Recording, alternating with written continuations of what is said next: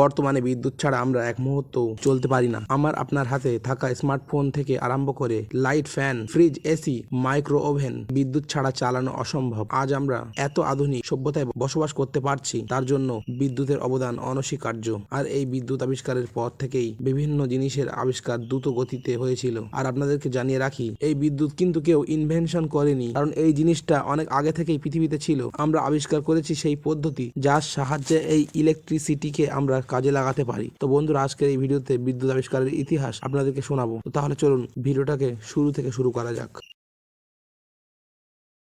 পৃথিবীতে কোনো আবিষ্কার একদিনেই হয়নি। প্রতিটা আবিষ্কারের পিছনে বহু বিজ্ঞানীদের নিরলস পরিশ্রম যুক্ত আছে। তেমনি বিদ্যুৎ আবিষ্কারের চেষ্টা কয়েক হাজার বছর আগে শুরু হয়ে গিয়েছিল। আজ থেকে 2400 বছর আগে ইউনানের এক গণিতজ্ঞ, যার নাম ছিল থেলস, তিনি দেখেন রেশমের উপরে বা বিড়ালের পশমের উপরে কোনো বস্তুকে কয়েকবার ঘষলে তাতে ছোট ছোট কাগজের টুকরো আটকে যাচ্ছে। তবে সেই সময় থেলস এটাকে কোনো কালা জাদু ভাবেন। ফলে এই নিয়ে তিনি আর কোনো গবেষণা করেননি। আর এরপর কেটে যায় 2000 বছর। 1600 শতকে ইংল্যান্ডের এক ডাক্তার, যার নাম ছিল উইলিয়াম গিলবার্ট, যিনি ইংল্যান্ডের রানী এলিজাবেথের চিকিৎসক ছিলেন। উইলিয়াম গিলবার্ট লক্ষ্য করেন শুধুমাত্র রেশম বা বিড়ালের পশম নয়, একটা বস্তুর সাথে অন্য একটা বস্তু ঘষলে তার মধ্যে একটা আকর্ষণের ক্ষমতা চলে আসে। যেমন ধরুন, একটা পেন যদি আমাদের চুলে বারবার ঘষা হয় এবং তারপর যদি সেটা কয়েকটা ছোট কাগজের টুকরোর সাথে নিয়ে যাওয়া হয়, তাহলে সেই কাগজের টুকরোগুলো পেনের সাথে আটকে যায়। তখন উইলিয়াম গিলবার্ট এই শক্তির নাম রাখেন ইলেকট্রিসিটি। আর এইভাবে ধীরে ধীরে ইলেকট্রিসিটির বিষয়ে মানুষের মনে ধারণা আসে। আর সেই সময় গিলবার্ট এমন একটা যন্ত্র আবিষ্কার করেছিলেন যার সাহায্যে এটা বোঝা যেত যে কোনো বস্তুর মধ্যে ইলেকট্রিসিটি আছে কিনা। আর তিনি তার আবিষ্কৃত এই যন্ত্রের নাম রাখেন ইলেকট্রোস্কোপ। আর এটা পৃথিবীতে প্রথম যন্ত্র ছিল যা দিয়ে ইলেকট্রিসিটি মেজারমেন্ট করা যেত। এরপর বহু বিজ্ঞানী ইলেকট্রিসিটির উপরে কাজ করেছিলেন, কিন্তু তেমন একটা সফলতা আসেনি। 1800 শতকে আমেরিকার একজন মহান বিজ্ঞানী বেঞ্জামিন ফ্রাঙ্কলিন ইলেকট্রিসিটি নিয়ে গবেষণা শুরু করেন।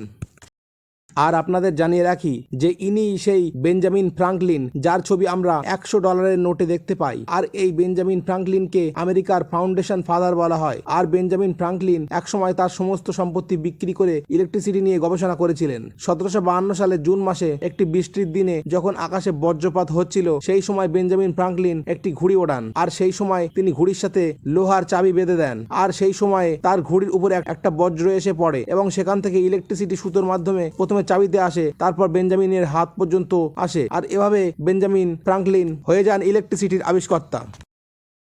আর এখানে আপনাদেরকে জানিয়ে রাখি, বৃষ্টির সময় যে বজ্রপাত হয় তার মধ্যে প্রচুর পরিমাণে ইলেকট্রিসিটি থাকে। বেঞ্জামিন ফ্রাঙ্কলিন ইলেকট্রিসিটি আবিষ্কার করে ফেললেও ইলেকট্রিসিটিকে কাজে লাগানোর পদ্ধতি তখন আবিষ্কার করা হয়নি। আর এরপর 1791 সালে দুই বিজ্ঞানী লুইগি গ্যালভানি ও আলেকজান্দ্রো ভোল্টাস একটা পরীক্ষা করেন, যেখানে একটা মৃত ব্যাঙের দুটো পায়ে দুটো আলাদা ধাতুর সংস্পর্শ করতেই সেই মৃত পা দুটো নড়ে ওঠে। তখন লুইগি গ্যালভানি এর নাম রাখেন অ্যানিমাল ইলেকট্রিসিটি। তবে তার বন্ধু আলেকজান্দ্রো ভোল্টাস এই বিষয়ে সহমত ছিলেন না। তিনি বলেন এটা ওই দুটো আলাদা ধাতুর জন্যই হয়েছে, তাই এটাকে মেটাল ইলেকট্রিসিটি বলা উচিত। এরপর 1792 সালে আলেকজান্দ্রো ভোল্টাস একাই একটা গবেষণা করেন এবং 1800 সালে তিনি পৃথিবীর প্রথম ব্যাটারি আবিষ্কার করেন। তিনি কয়েকটা আলাদা আলাদা ধাতুর ব্যবহার করে এই ব্যাটারি তৈরি করেছিলেন। আলেকজান্দ্রো ভোল্টাস জিঙ্ক এবং কপারের কয়েকটা ধাতব পাটকে সোডিয়াম হাইড্রো অক্সাইডে ভিজিয়ে এই ব্যাটারি আবিষ্কার করেছিলেন। আর ভোল্টাসের এই আবিষ্কারের পরে ইলেকট্রিসিটি নিয়ে গবেষণা দ্রুত গতিতে এগোতে থাকে, কারণ এর আগে ইলেকট্রিসিটির একটা নির্দিষ্ট সোর্স পাওয়া সম্ভব ছিল না। ভোল্টাসের আবিষ্কৃত এই ব্যাটারি থেকে পাওয়া ইলেকট্রিসিটিকে ইসি কারেন্টও বলা হতো।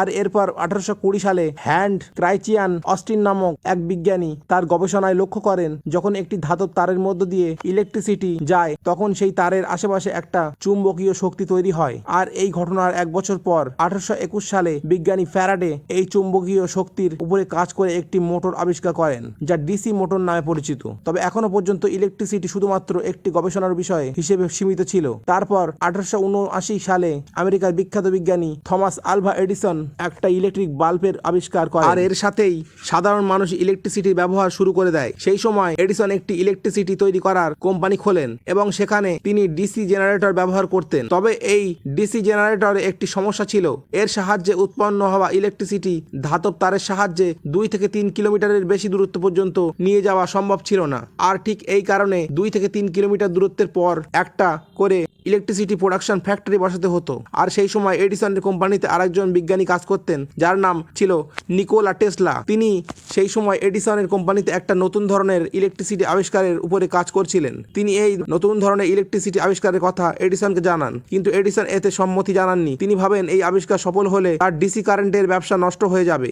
আর এডিসন তখন নিকোলা টেসলাকে বলেন যে এই এসি ইলেকট্রিসিটি খুবই বিপজ্জনক, তুমি শুধুমাত্র ডিসি কারেন্টের উপরে কাজ করো। তখন নিকোলা টেসলা চেয়েছিলেন এমন একটি উপায় বের করতে যার সাহায্যে ইলেকট্রিসিটি বহু দূর পর্যন্ত নিয়ে যাওয়া সম্ভব হবে, আর এমনকি এটা সস্তাও হবে, যাতে সাধারণ মানুষ এই ইলেকট্রিসিটি ব্যবহার করতে পারে। আর এডিসন যখন তাকে এই গবেষণা করতে বারণ করে, তখন নিকোলা টেসলা এডিসনের কোম্পানি ছেড়ে দেন এবং তিনি নিজেই গবেষণা শুরু করে দেন। আর অবশেষে 1887 সালে নিকোলা টেসলা এসি জেনারেটর এবং এসি মোটর আবিষ্কার করেন। আর এর ফলে ইলেকট্রিসিটি বহুদূর পর্যন্ত নিয়ে যাওয়া সম্ভব ছিল এবং এরপর থেকে ইলেকট্রিসিটির ব্যবহার বাড়তে থাকে এবং নতুন নতুন ইলেকট্রিক যন্ত্রের আবিষ্কার হয়।